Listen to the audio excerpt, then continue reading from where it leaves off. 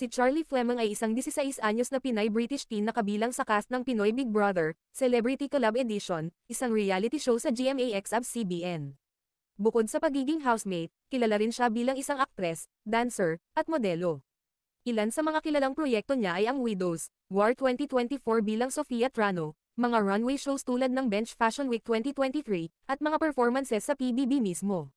Karapat-dapat na maging big winner si Charlie dahil number 1 may suporta at respeto sa loob ng bahay. Ipinakita ng mga housemates ang kanilang tiwala sa pagpili kay Charlie katuwang ni Eisner, bilang miyembro ng Big Four. Number 2 siya ay resilient. Kahit na na-evict, bumalik siya ng may lakas, pinatunayan na hindi lang swerte ang nagdala sa kanya rito, kundi determinasyon din. Number 3 may kwento ng inspirasyon. Bilang breadwinner ng pamilya sa CDO at isang bata pa, kinikilala siya ng marami bilang simbolo ng pagsusumikap. At number 4 may likas na talento at charm. Dance, acting, at personality niya ay nagtagpo sa viral factor, ginawang trending sa X at social media ang kanyang pagkawala at pagbabalik.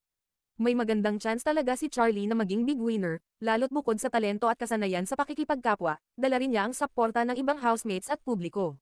Pero tandaan, malaki ang timbang ng publiko sa big night, kaya mahalaga ang engagement ng fans niya. Follow for more content like this.